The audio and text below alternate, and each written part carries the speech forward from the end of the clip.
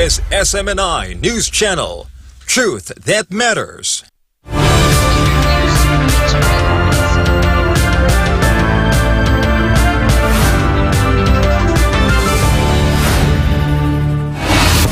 Today in the headlines, the conviction of MNLF Chairman Misuari for graft has led to accusations of betrayal against President Bongbong Marcos Jr., with the MNLF leadership condemning him as a traitor. Meanwhile, the Armed Forces of the Philippines reiterated that China's actions in the West Philippine Sea are illegal following China's announcement of a fishing ban in the disputed waters.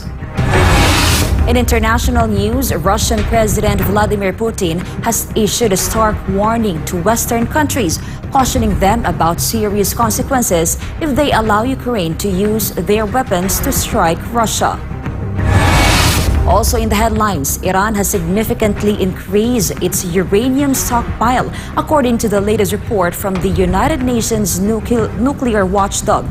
This development raises new concerns about the country's nuclear ambitions and its compliance with international agreements. And Thailand's former prime minister, who recently returned from self-imposed exile, was released from parole this year, will face trial next month on charges of insulting the monarchy. I'm Angel Pastor. Newsline World starts now.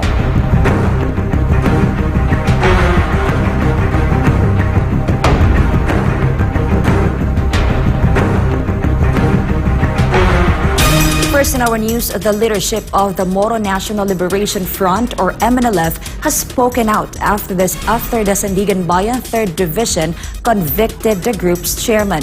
MJ Mondihar reports. Moro National Liberation Front, or MNLF chairman Misuari, endorsed President Bongbong Marcos Jr. for the 2022 elections. Misuari's support was crucial for BBM due to his bitter experience with his father, the late dictator Ferdinand E. Marcos Sr., during martial law. In fact, Misuari stated in 2022 that the sins of the father should not be inherited by the son. Therefore, the MNLF leader supported the unity of then BBM and Vice President Sara Duterte.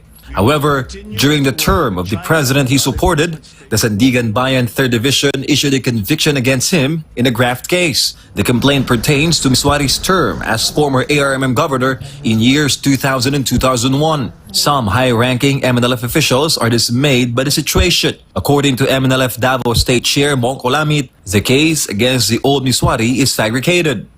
It's a totally fabricated case para lang mahikta nila ang tigulang, ang chairman. Olamit then questioned why the Marcos Jr. administration treated Misuari this way despite his support in the last election. It's very old, pero anaon pagyapon nila despite sa tabang. I-quote na ko ang iyahang tabang, the sin of the father cannot be inherited by the son. During the campaign, napuslan yun na ni BBM makot ni Chairman Misuari. Misuari is known to be close to former President Rodrigo Duterte. Olamit suspects it is why their leader is now being targeted. Yes, deliberate yan, planado yan. And then, alam nila si Chairman Misuari at saka si former President Duterte, they are just like brothers. So, ewan ko lang kung ano ang grand plan talaga nila. Pero this is a total crackdown sa MNLF. Olamit condemned the actions of the Marcos administration towards the MNLF leader. Their ground supporters are also furious. They call President Marcos Jr. Talagang traitor talaga ito na government. Wala silang, hindi talaga sincere itong kapayapaan. They have not yet spoken to Chairman Noor, but they plan to call a meeting to discuss their next steps. They're also planning a protest in Davao City to express their condemnation to the national government. The more they suppress the situation, nag-alburuto ang ground. Hindi lang nagsasalita sila. Kaya nga ako, naging mouthpiece ako ng sentiment sa ground para malalaman nila. I am challenging the government, lalo na to as a papro. Settle the case of the chairman. For Government of Philippines, MJ Mondihar, SMNI News. The Armed Forces of the Philippines reaffirms that China's actions in the West Philippine Sea are illegal. This comes after China's new announcement to implement a fishing ban in the disputed territories. Almar Forzuelo reports. The Armed Forces of the Philippines, or AFP, encourage Filipino fishermen to continue with their livelihood. This comes after China's announcement of a fishing ban in the disputed waters in the West Philippine Sea. In a press conference on Wednesday, Commodore Roy Vincent Trinidad, spokesperson of the Philippine Navy for the West Philippine Sea, said that the entire Armed Forces of the Philippines is ready to protect Filipino fishermen. Yes, sa ating mga kababayan na nangingisda, lalong-lalo sa Baho de Masinloc, I would like to say that the Philippine Navy and the entire Armed Forces is fully supportive of your actions, of your livelihood, which has been a traditional source of income. Huwag kayong matakot, magpatuloy lamang kayo at the AFP and the entire government is behind you. The official emphasized that all actions by Beijing are illegal and purely intimidation. All the actions of China, which is an implementation of the Coast Guard law, which took effect 01 February 2021, are illegal. They are against international law. Our Commander-in-Chief said they are all unacceptable. The SND said they are provocative. China is out of tune, out of step, out of their minds. Trinidad added that no Filipino or even foreign fishermen have been arrested since China issued the statement that they would apprehend anyone entering their territory. The pronouncement started in 2021 when the law was passed. And each year there is a pronouncement. I have not come across any report that it was implemented. Yes, I have not come across any report of not only Filipino fishermen but also other maritime ASEAN fishermen, like coming from Indonesia, Malaysia, or Vietnam. Because of this, the AFP is more determined to fulfill its duty to protect the sovereignty of the Philippines. All actions of China that will threaten our national sovereignty, our territorial integrity, and the welfare of the Filipino people will only serve to strengthen the Philippine Navy's and the AFP's resolve to perform its mandate. This will further serve as a unifying call, not only for the entire armed forces, but for all Filipinos as well. Colonel Francel Margaret Padilla, spokesperson of the AFP, emphasized that all actions taken by the Philippines to resolve the disputes in the West Philippine Sea are legal. We would like to emphasize that our actions are grounded with legal principles and being Filipinos' peaceful advocacy, aiming to resolve our disputes through diplomatic channels. For God and my beloved Philippines, Almar Forzuelo, SMNI News. Following the Senate's directive, the Department of Agriculture has been given the authority or the exclusive authority to import rice. This decision contrasts with calls in the House of Representatives to restore this power solely to the National Food Authority through amendments to the rice tarification law. For more on this, let's hear more with Carlo de la Peña.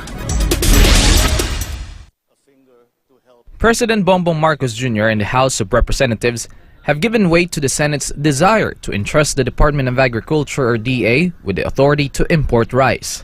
This was disclosed by Senator Cynthia Villar to the media when asked about her discussion with the President regarding the amendment of the Rice Tarification Law, or RTL. The discussion between Villar, chairperson of the Senate Committee on Agriculture, and the President took place during the third dinner organized by Malacanang for senators and their spouses last week. Initially, the House of Representatives requested to return the authority of rice importation and selling to the National Food Authority, or NFA. Nag-agree na kami tsaka House of Representatives. Nag-usap na kami tungkol dyan and they agreed with us. Villar believes that if the Department of Agriculture is given the authority to import and sell rice, it will prevent the National Food Authority from being involved in corruption issues. In the previous years, the NFA has always been implicated in anomalous issues concerning rice supply in the country, which is why the RTL was enacted. Bad experience namin sa NFA.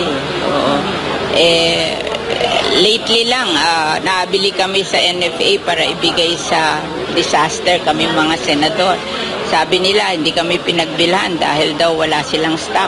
Tapos 2 weeks after, natanggal yung NFA dahil pinagbili niya sa trader yung stock ng NFA.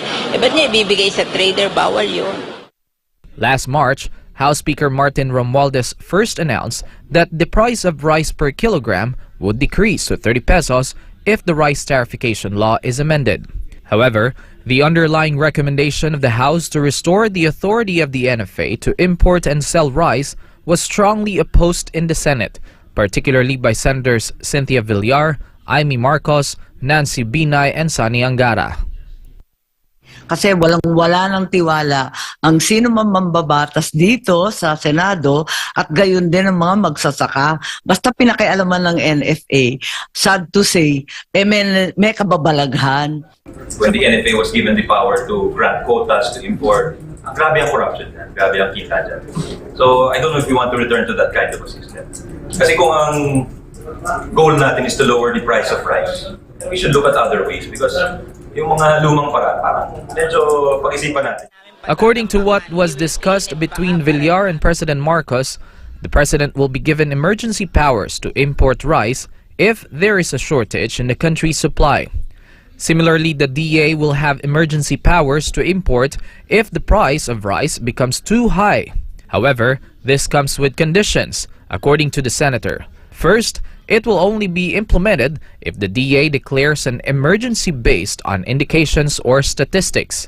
Second, the rice imported will only be sold to the government and LGUs, where it can be sold as subsidized rice to the poor or distributed as aid to disaster victims. The lawmaker emphasized that by having government offices handle the transactions, the price of rice can be kept low as no tariffs will be imposed. Bibigyan naman namin ng power ng DA pag mataas ang presyo ng bigas, they can import free of tariff at itutulong nila sa mahihirap nating kababayan at doon sa victim of calamities. The Senate version of the rice tariffication law is expected to be passed in the month of August. For God and my beloved country, the Philippines, this has been Carlo de la Peña, SMNI News. After the recent Supreme Court's decision on the cases of Pastor Apollo Buloy of the Kingdom of Jesus Christ, two veteran lawyers have aired their sentiments in regard to this. Apparently, this is an attack on the integrity of the judiciary and an insult to judges. Details of this report from Sara Santos. I-request natin yung Supreme Court na baka naman po i-take ninyo into second look on the matter. Yung sarili pong circular natin parang hindi po nasunod. Tuesday afternoon, 28th of May, the Supreme Court announced the green light on Justice Secretary Jesus Crispin Boying Remulla's request to transfer the cases of Pastor Apollo Buloy from Davao City to Quezon City. In a press release on Tuesday, the Supreme Court granted the Department of Justice or DOJ's request to avoid a miscarriage of justice. But for attorney Israelito Torion, legal counsel of the Kingdom of Jesus Christ, the Supreme Court did not follow its own rules on the Office of the Court Administrator or AUCA Circular Number 162-2022A in regard to the transfer venue of cases. And the rules require that the petition should be filed in the court itself. And after that, the judge is required to comment on the petition while issuing an order sa mga partidos po para mag-submit din sila ng kanilang comments kung sang-ayon ba sila o against ba sila sa petition for change of venue. Kaya nga, hinintay natin yun na maka-receive tayo ng copy ng petition. And then lahat ito, yung comment ng judge, yung petition, tsaka yung comments ng mga parties, would be transmitted to the Office of the Court Administrator for transmission to the Supreme Court. Ang nangyari po dito, hindi tayo naka-receive po ng petition. Hindi natin alam officially na may petition palang ganyan, hindi tayo naka-file ng comment nito. Torion added that this is an attack on the integrity of the judiciary as a whole, as it tends to diminish the trust of the public insofar as the judiciary is concerned, just because of petty locational issues. Meanwhile, for former Chief Presidential Legal Counsel Attorney Salvador Panelo, the highest court's decision is offensive for the judges in Davao City. Kung ako yung judge, mga judges dyan sa Davao, I'll feel offended by the request of this DOJ secretary. Kasi sasabi na, lipat natin kasi may impluensya yan. Ibig mo sabihin, kung judge ako, may impluensya ako ng mali. May impluensya ako ng kabutihan, hindi ng mali. So bakit mo ililipat yan? Diba? Attorney Torion highlighted that there are several petitions filed before the Supreme Court even from a long time ago, but until now they remain pending. Attorney Torion also said he has experienced filing petitions like this, which took almost more than a year before the Supreme Court made a decision. Due to this, the camp of Pastor Apollo Sikibuloy will file a motion for reconsideration as there may have been a violation of due process. For God and my beloved country, the Philippines, this has been Sara Santos, SMNI News. A former official of the Duterte administration has expressed his grievances due to the authoritarian-like measures of the current administration in Davao City. Franco Baranda will report. Davao City, first time in the history sa Davao City, you are now under siege. The presence of the Special Action Forces, 2 battalions, is a manifestation of takeover in the city. This is what we call now a police state. Ben Branque was a national coordinator of the Marcos Alice Jan movement and former Department of Energy Undersecretary under the previous Duterte administration, was extremely angered by the Marcos government's action of removing more than 30 police officers from Davao City and replacing them with 2 battalions of PNP Special Action Forces. He was also concerned that the current administration might undo the achievements of the Duterte in the said city. In 2015, yung mayor pa si Tatay Digong, number 5 safest city ang Davao. Yun nga ang pinagmalaki natin bakit nanalo ang mga Duterte eh. Because we showcase Davao as a peaceful city. Kung saan most improved city. Namamayagpag ang law and order. Namamayagpag ang law and order. Walang problema. So anong rason pupuntahan mo? Kasi pwede nilang baligtarin ang history ng Davao. Paplanta nila ng mga anong klaseng krimen at ita-charge nila. Ito pala ito. Sinasabi nila na ang Davao ay safe. Ito, so ipaplanta nila yan. They will picture really na Davao City is opposite doon sa nangyari. Attorney Arnedo Valera, an international human rights lawyer and president of Hakbang ng Maisog USA, explained that the action that undermined Mayor Sebastian Duterte's authority is said to be a significant breach, which he considered authoritarianism. Nakikita natin dito na ito yung mga indikasyon at anyo ng authoritarianism na pamamahala, no? Na hindi ito yung prinsipyo ng demokrasya at pagpapataguyod ng karapatang pantao. Pinapakita nila na we can do whatever we want and we can justify it under the law. On the other hand, Ranke called on his fellow Davaoeños to stand, to speak up, stand for the truth. We will have to go to streets and protest the presence of these forces. Alam naman natin na si Marcos Jr. ang papadala dyan para i-silence kayong lahat dyan. Ang lungsod na nasayod, mao'y makahatag kusog sa atong demokrasya. Apan ang lungsod nga mapasagaron, mao'y makapukan sa atong kagawasan. For God and my beloved Philippines, Franco Baranda, SMNI News. Several agricultural groups strongly oppose the Finance Department's proposal to reduce tariffs on imported agricultural products, particularly the rice. They said that this move could discourage local farmers from planting, potentially causing the sector's downfall. However, the Department of Agriculture believes that the price of imported rice could significantly decrease if the proposal is approved. Sheena Torno reports. Whenever Amy goes to the market, she first checks various stores to find rice that fits her budget. Her 300 pesos budget for a week's supply of rice is insufficient due to high prices. Hence, she now buys imported rice because it is cheaper than local rice. Mas mura dito sa market kaysa doon sa lugar namin. So magkano doon? 60, dito 57. Sayang rin yung 3 pesos.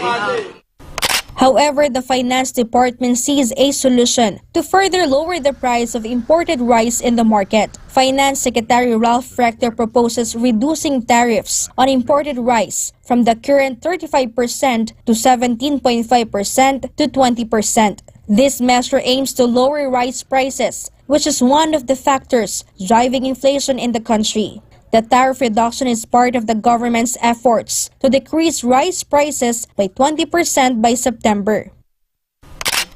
The Department of Agriculture is open to this proposal by the DOF. According to the DA, the price of imported rice in the market could become even more affordable.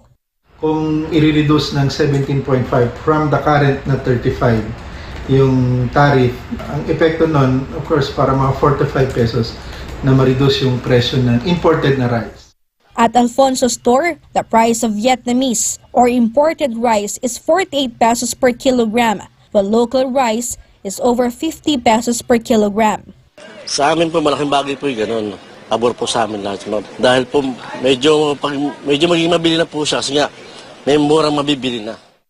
If farmer groups are asked, they are not in favor of reducing the tariff on imported products, especially rice, because they believe it will cause losses in the sector.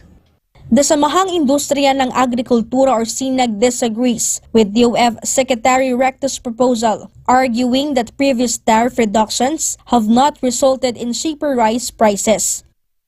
Since 2021, mababa na yung taripa sa bigas, and yet, hindi naman bumababa yung presyo ng bigas. Nagmahal pa. Walang nakikinabang sa reduction ng tariff, except ng mga importers and traders, not the consumers, not the producers, and not the government.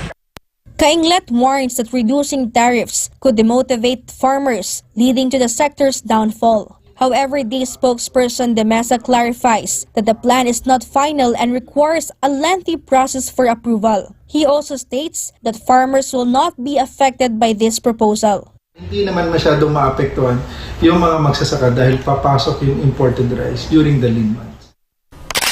Economist Dr. Michael Bato suspects that Finance Secretary Rector's tariff reduction proposal might have ulterior motives. Consumers do not feel the impact of lower tariffs because imported rice prices remain similar to local rice prices. So clearly, meron nangyayaring price manipulation doon sa kalagitnaan ng value chain sa rice industry. So ano ibig sabihin kalagitnaan ng value chain? Nandyan yung mga traders, nandyan yung mga may-ari ng bodega. Dr. Batu argues that reducing tariffs could deprive farmers of benefits as the tariffs fund the rice competitiveness enhancement funds for the sector. So kapag pinawasan mo yung taripa, so sana ngayon kukunin yung pondo para ma-improve yung competitiveness ng ating mga farmers. Ang suspecha ko dito, Admar, is may mga personalidad dito sa kalagitnaan ng value chain, no? Either sila mismo yung mga politiko rin or kaibigan ng mga politiko, no? At sila ay nakikinabang sa sistemang ito, kaya hanggang sa ngayon hindi nasosolve yung problema na yan. Senate Committee on Agriculture Chairman Cynthia Villar also opposed the Finance Department's proposal. Hindi, ang assumption namin 35. So ayaw niyo po na mas lower pa? Syempre, pag mas malaki ang tariff, mas madami ang mabibigay sa mga local farmers. Kasi lahat ng proceeds ng tariff, ibinibigay sa Rice Competitiveness Enhancement Fund. So ang assumption namin, malaki, para mas malaki ang maibigay sa mga farmers. Senator Villar added that they are open to allowing the Department of Agriculture to import tariff-free rice to assist the poor, especially during calamities. For God and for my beloved Philippines, this has been Sheena Torno, SMNI News. Strong cooperation is expected between the Philippines and Brunei following the signing of an agreement. Let's find out more from Hannah Jane Sancho's report. Expect an influx of more tourists in the Philippines. This comes after both the Philippines and Brunei signed an agreement aimed at boosting tourist arrivals in both countries, following the recent state visit of President Bongbong Marcos to Brunei. According to the Presidential Communications Office, the new agreement between the Department of Tourism and the Ministry of Primary Resources and Tourism of Brunei aims to create projects that will attract tourists to visit the beautiful and proud places in both countries. Aside from that, it will also promote Islamic tourism development. The agreement also includes recognition of standards of training, certification, and watch-keeping certificates for seafarers, maritime cooperation, food security, and agricultural cooperation between both the Philippines and Brunei. President Marcos also had a bilateral meeting with Brunei Prime Minister Hassan al-Bolkiah to further deepen the relationship between the two countries. Brunei is home to around 25,000 Filipinos. Meanwhile, President Marcos urged business leaders in Brunei to consider the Philippines as a prime investment destination. So I enjoin the business leaders of Brunei to seriously consider the Philippines as your prime investment destination. We are committed to fostering mutually beneficial outcomes for the business sectors of both our countries. Singapore is the next destination for the president to attend the International Institute for Strategic Studies. This is the annual Intergovernmental Security Forum attended by defense and military officials, experts, and business leaders to discuss the security challenges faced by various countries around the world. For God and my beloved country, the Philippines, this has been Hannah Jane Sancho, SMNI News. Up next, Russian President Vladimir Putin has issued a stark warning to Western countries, cautioning them about serious consequences if they allow Ukraine to use their weapons to strike Russia. Iran has significantly increased its uranium stockpile, according to the latest report from the United Nations nuclear watchdog. This development raises new concerns about the country's nuclear ambitions and its compliance with international agreements. Newsline World will be back with more news.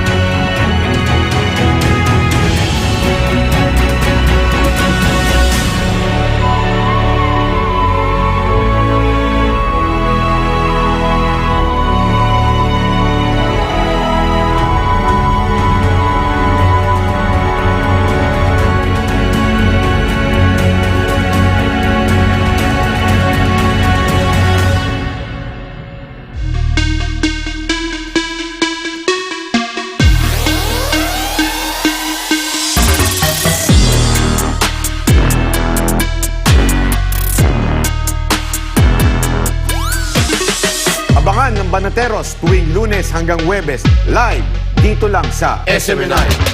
Yan ang Banateros, walang inuurungan. Pag tama palakpakan, pag mali ay babanatan. Yan ang Banateros. Pastor na si Apollo Kibuloy. Pastor Apollo Kibuloy. Kibuloy is a threat to peace and order in the country.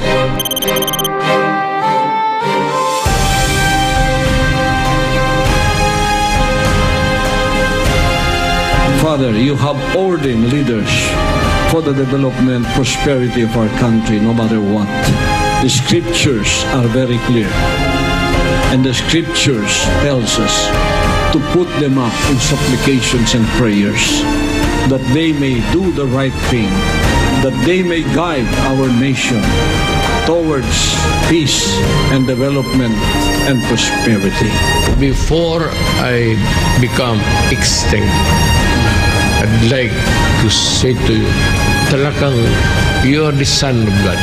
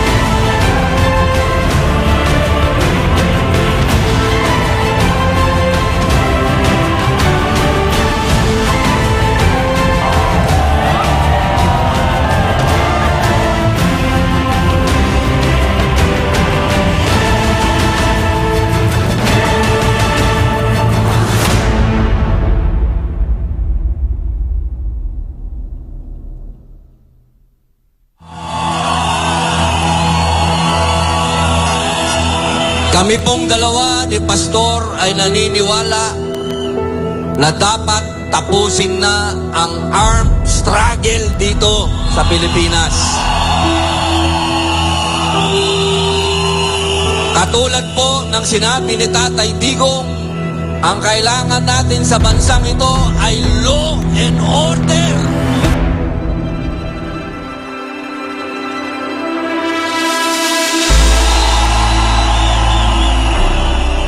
At iyan po ang ipinaglaban ni Pastor Kibuloy.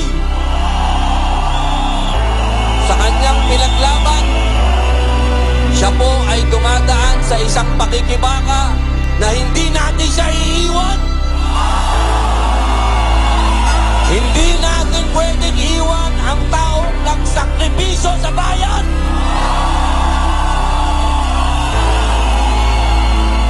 Mahal ko po kayong lahat. Pagpalain natin ang ating bansang Pilipinas. Pagpalain tayo ng ating muting Diyos. Pagpalain at ibigay natin ang lahat ng kapangyarihan sa Kanya.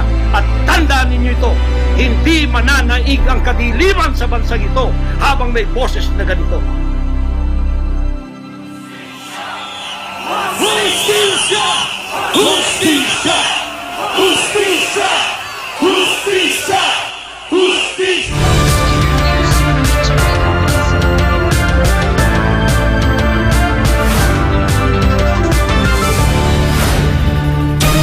We're back. Senator Sherwin Gatchalian wants Banban Tarlac Mayor Alice Go to be expelled from their party, National People's Coalition, because of her connection to Pogo. Meanwhile, Manila Congressman backed proposal to regulate Pogos. Margot Gonzalez files this report. The Department of Interior and Local Government or DILG recommends preventive suspension for Banban Tarlac Mayor Alice Go amid identity concerns and her alleged involvement in illegal Pogo activities. Senator Sherwin Gatchalian, a member of the National People's Coalition or NPC Council of Advisors, also seeks the expulsion of Go from their party. Gatchalian noted that Go ran as an independent candidate in the 2022 elections and only joined the NPC after assuming office. It's not the type of members that we want for our party. Importante yung mga members namin ay mataas ang kanilang integridad, good moral conduct, and importante rin na hindi nasasangkot sa mga ganitong kriminalidad. Importante na ma-maintain namin yung integrity ng members ng mga NPC. Or this will set a bad precedent. And in fact, nung kumandidato siya in 2022, hindi naman NPC yung kanyang certificate of candidacy. Yung kanyang independent siya. Nung nanalo siya, normal naman pag nanalo ka, umaalyado ka sa ruling party, umaalyado siya sa NPC dahil ang buong Tarlac NPC. Meanwhile, due to Mayor Alice Go's involvement in Pogo, Gatchalian warned about the emergence of Pogo politics in the country, where syndicates behind Pogo operations allegedly have connections to those in power. According to the senator, authorities are also closely monitoring similar activities in various locations. He also proposed a bill to close down Pogos. According to Senate President Jesus Cordero, if Pogos are to be shut down, all other forms of gambling in the country should also be included. But according to Gatchalian, compared to casinos, Pogos only bring crimes. Hindi natin pwede silang isama sa mga ibang casino businesses dito sa Pilipinas dahil iba yung kanilang activities. Ito criminal activities talaga ang Pogo. Sa Manila, congressmen support the closure of Pogos as well as other forms of gambling such as online gaming that can target children. Aside from online platforms, they say gambling can also be offered through text, saying that this issue should be resolved promptly by the telecom companies.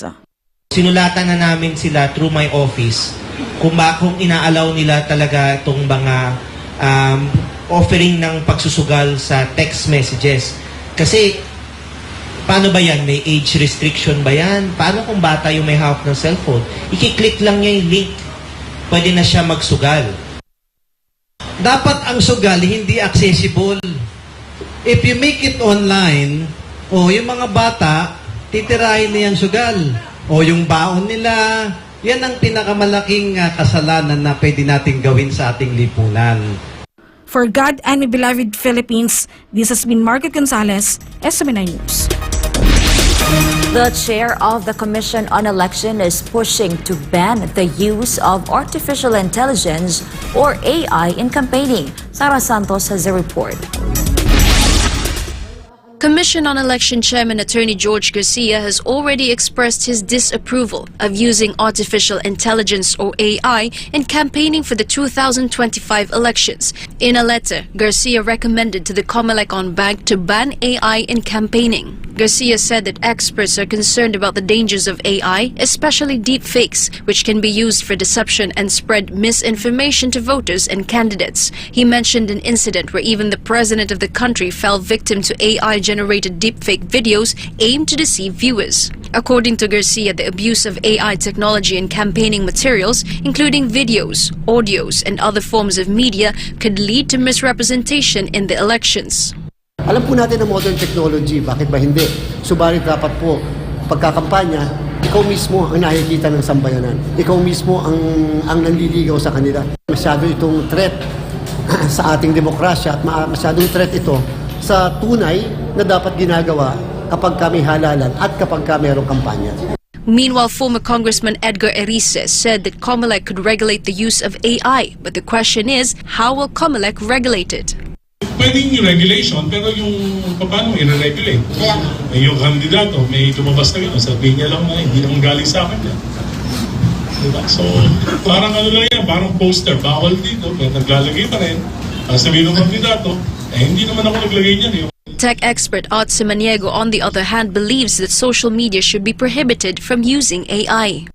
So ano ang mga source ngayon ng mga AI-generated content? Social media, Facebook, X, saka Instagram. According to Senator Sherwin Gatchalian, COMELEC should identify which AI applications should be banned. We have to clarify rin kung ano yung ibaban sa AI dahil masyadong malawak ang application ng AI. Nasabi ko nga kanina, hindi malayo na you can ask AI, pwede mo sabihin, gawa mo ako ng commercial, gagawa ka niya ng commercial. So, may mga applications na legal, pero may applications rin na illegal. For example, gumawa ka ng advertising laban sa kalabang ko. Then yun, bawal yun. So we need to really narrow down kung ano ba yung pagbabawalan. At admittedly, ang AI ngayon is a moving target. Every day nag-e-evolve ang AI. Kaya dapat ang regulator, katulad ng COMELEC, mabilis rin. For God and my beloved country, the Philippines, this has been Sara Santos, SMNI News. PhilHealth is considering the inclusion of essential post-kidney transplant medicines in their benefit package for kidney transplant patients. Jason Rubrico has more details. Many Filipinos undergoing kidney transplants cannot afford the necessary post-kidney transplant medicines. Anti-rejection medicines are essential for kidney recipients to take after the surgery. Kasi ang kidney na iti-transplant sa katawan, foreign body yan. Pag foreign body, nire-reject ng katawan yon. So kailangan may inumin ng pasyente para tanggapin ng katawan niya yung tin-transplant niya sa kanya na foreign body, na kidney from another person. And that medicine is expensive. Due to this, Merla Rose Reyes emphasized the need to ensure kidney transplant patients have access to these medications.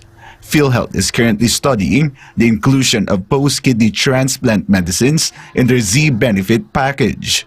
This year, we're scheduled to work on the enhancement of the Z-benefits for kidney transplant.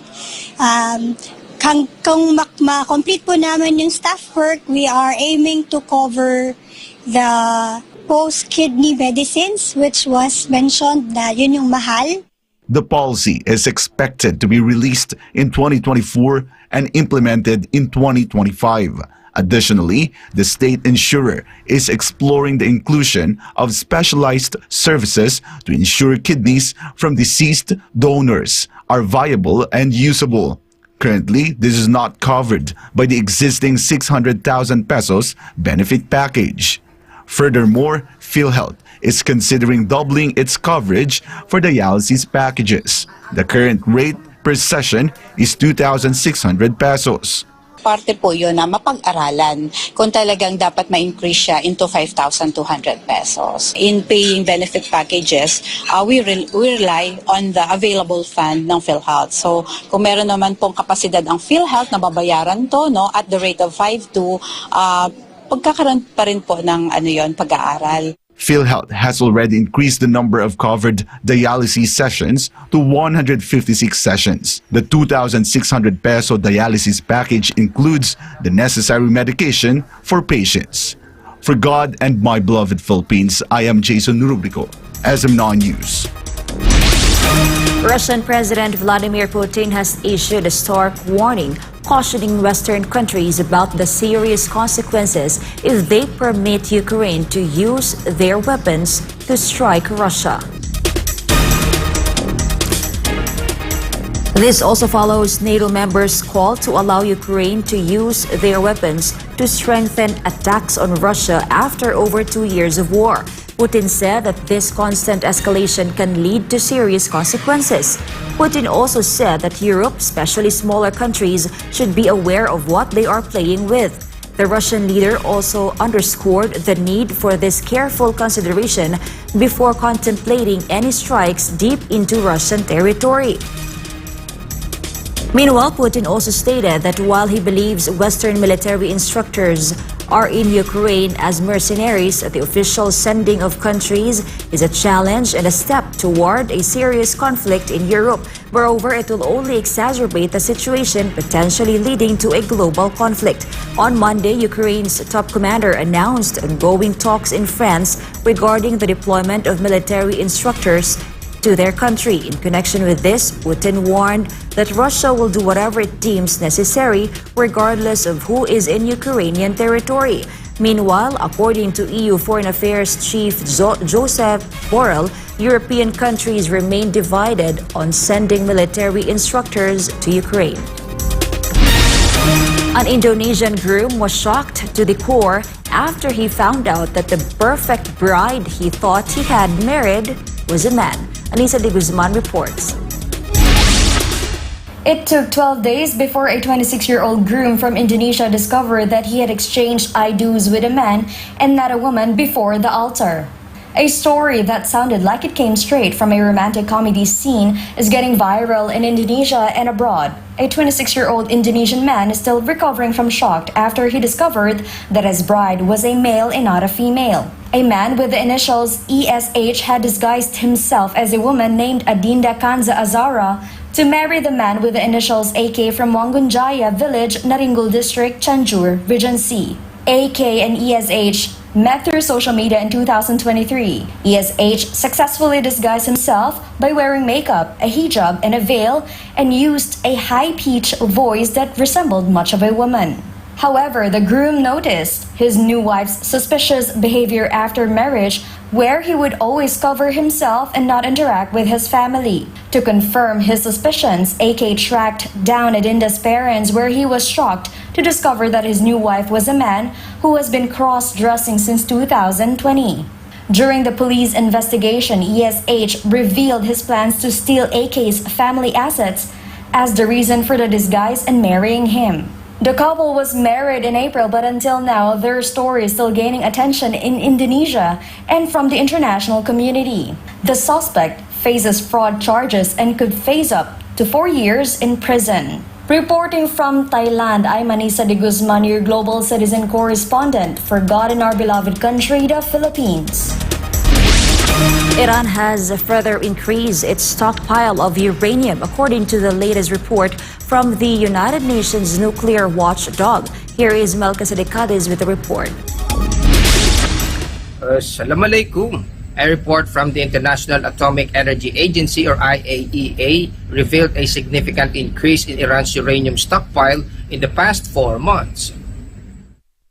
Iran currently has 142.1 kilograms of uranium enriched to up to 60%, according to the nuclear watchdog. The data meant there was an increase of 20.6 kilograms since the agency published its last report in February. Uranium enriched at 60% purity is just a few steps away from weapons grade levels of 90%. The quantity is enough to make nuclear weapons such as atomic bombs. Rafael Grossi, the Director General of the International Atomic Energy Agency, visited Iran earlier this month to revive talks on cooperation in monitoring Iran's nuclear activities. Grossi admitted the negotiations in reviving such a sensitive issue is not an easy task. Both sides revived talks on cooperation after Iran banned several inspectors from checking potential nuclear sites in the country in September 2023 and denied any plans to create nuclear weapons. Iran accused the United States,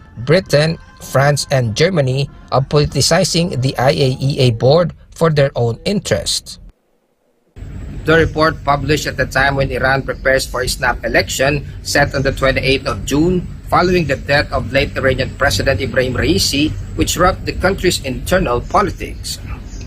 Reporting from Kuwait, I am Melchizedek Cadiz, your global citizen correspondent for God and for our beloved country, the Philippines. Up next, Thailand's former prime minister, who recently returned from self-imposed exile and was released from parole this year, will face trial next month on charges of insulting the monarchy. An Australian defense summit has alleged the presence of more than 1,200 Chinese spies in the country, potentially straining the recent efforts to improve relations between Australia and China after years of trade conflicts and political tensions. The President of the United Arab Emirates has begun a two-day state visit to South Korea aimed at enhancing bilateral ties and discovering avenues for collaboration between the two nations. Newsline World will be back after the break.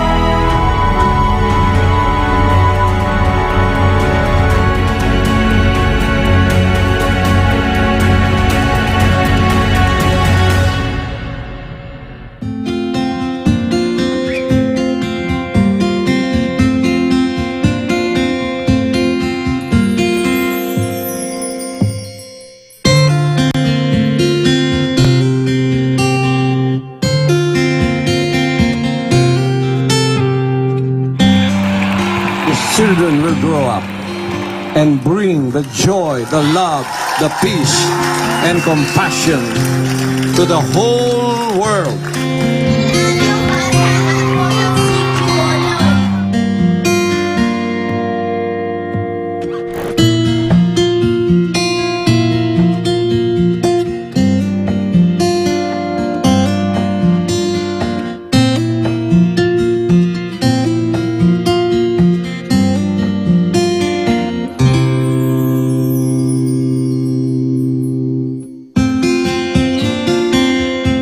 We only have one planet.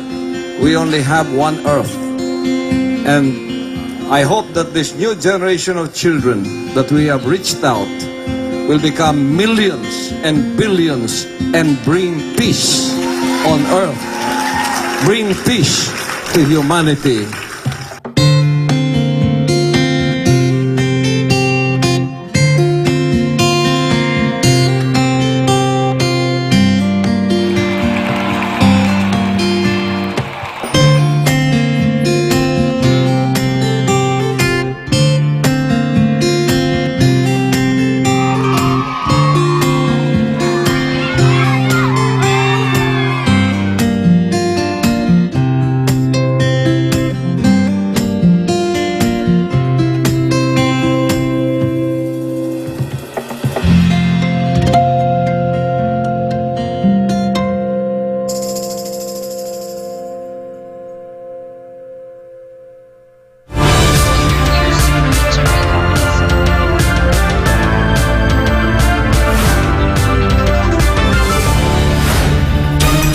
President of the United Arab Emirates traveled to South Korea as part of a two-day state visit.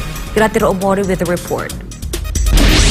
UAE President Sheikh Mohammed bin Zayed Al Nahyan finally arrived in Seoul after his planned visit to South Korea last year got postponed due to tensions in the Middle East. Sheikh Mohammed's two-day state visit to South Korea ended on Wednesday. South Korea deployed 4 Air Force F-15 fighter jets to escort the UAE president's plane after it entered the country's air defense identification zone. The UAE president held meetings with top South Korean business leaders and attended a welcome dinner hosted by President Yoon. The two-day state visit focused on cooperation in advanced technology, defense, and energy. The South Korean president visited Abu Dhabi in January 2023, where both sides signed 13 memorandums of understanding in the fields of energy, arms, and climate change, among others. The UAE's direct investments in South Korea reached 2 billion dirhams or $544 million in 2023, based on government data. The trip is Sheikh Mohammed's first visit to South Korea since he was appointed as president in 2022. Reporting from Dubai, I'm Gratia Omori, your Global Citizen correspondent for SMNI News Channel. Lawmakers in Japan are planning to create a group dedicated on the study of unidentified flying objects or UFOs. Let's hear more from Ria Saito. A group of politicians in Japan formed a meeting to investigate the UFO phenomenon. Former Minister of Defense and current House of Representatives member Yasukazu Hamada was appointed as the chairperson of the non-partisan group that will uncover and explore mysteries concerning UFOs. Once arrangements are finalized, the group will formally request that the Japanese government create an organization similar to the Pentagon's All-Domain Anomaly Resolution Office, or AARO, that would study UFO sightings that occur in the skies of Japan. The group will pursue cooperation with Washington by forming a counterpart organization and is asking for support from parliament members. The organization will investigate the long-standing mystery of UFOs observed in the skies of Japan in recent years. A formal investigation will be launched to determine whether the UFOs observed could be cutting-edge secret weapons or unmanned spy drones from other countries, which would present a major security threat to Japan if proven so.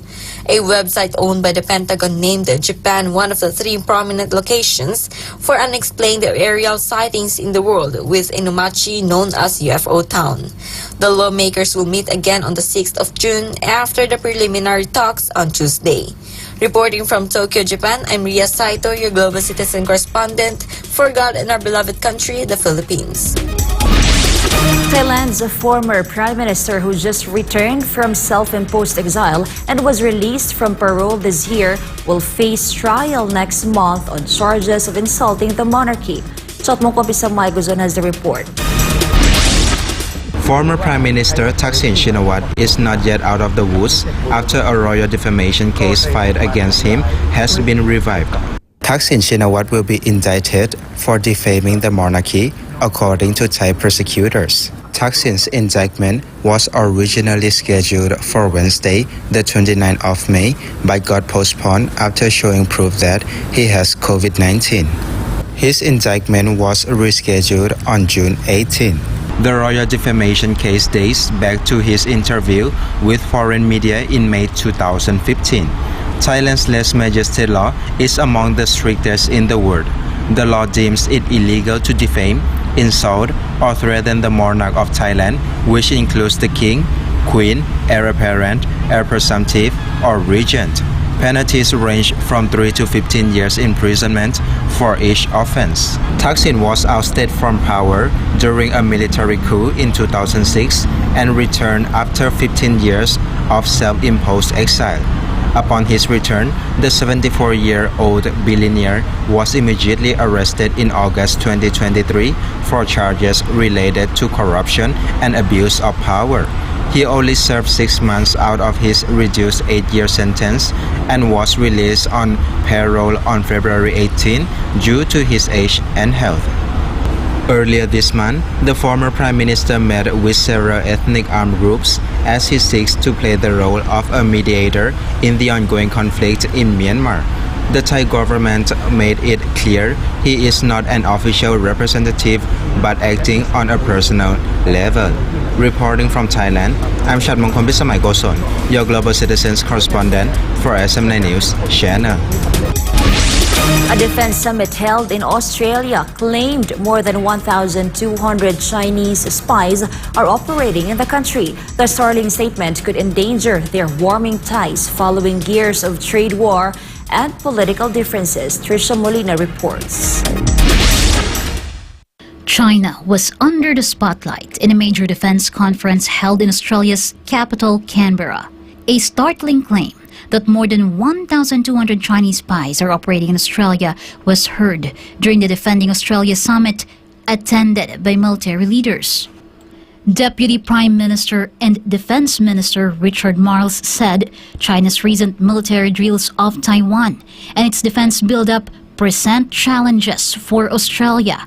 Marles admitted the federal government wants to keep a strong relationship with China, the country's largest trading partner, but is attempting to reconcile its differences with the world's second largest economy. China denied allegations of spying and slammed the United States and the United Kingdom for imposing sanctions over alleged Chinese government-backed cyber attacks. Beijing called the move an act of political manipulation by Western allies.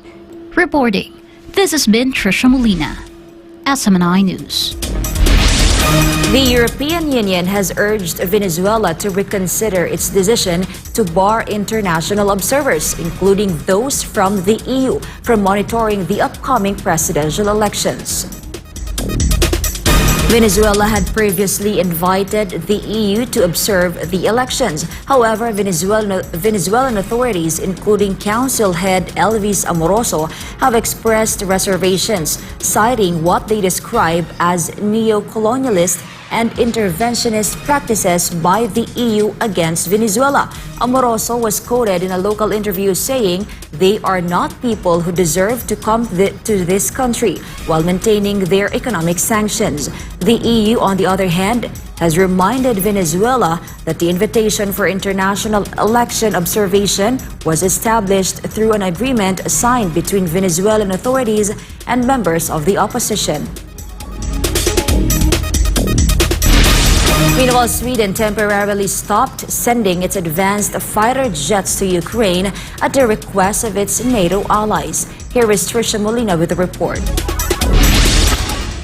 Sweden was advised by allied countries to stop sending its Gripen fighter jets to Ukraine to focus on providing Kyiv with F-16 aircraft. Swedish Defense Minister Paul Johnson explained that NATO does not want to introduce two different fighter jet systems simultaneously to Ukraine. NATO member states such as Denmark, the Netherlands, Belgium, and Norway have pledged to deliver dozens of US-made F-16 fighters to Kyiv, with the first batch to arrive sometime this year. Sweden was one of the countries that consistently provided humanitarian and military aid to Ukraine since the Russian invasion started in February 2022. Sweden recently became the first country that allowed Ukraine to use the weapons it has provided in its war against Russia. The Nordic country also pledged additional military support, totaling $7 billion for Ukraine last week. Sweden's humanitarian and military aid to Ukraine has now exceeded 100 billion Swedish krona, or over $9 billion since February 2022. Reporting, this has been Trisha Molina, SM9 News. And before we end, may you be inspired with the words of the sun.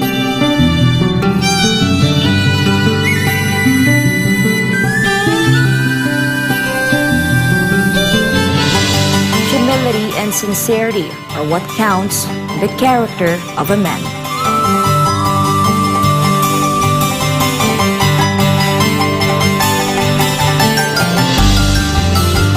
And that's all for this edition. For more news updates, you may visit sm9newschannel.com or follow us on our official social media accounts on Rumble, YouTube, Facebook, and Twitter. For God and my beloved country, the Philippines, I'm Angel Pastor, and this is Newsline World.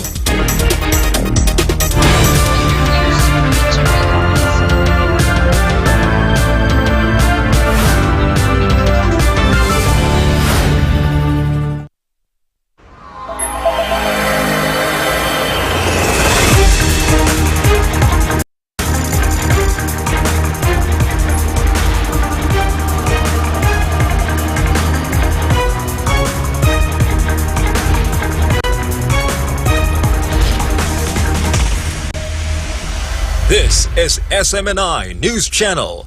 Truth that matters. Subscribe to SMNI News Channel and turn on the notification bell to keep you up to date. Also visit our official social media accounts and join our community on Viber and Telegram.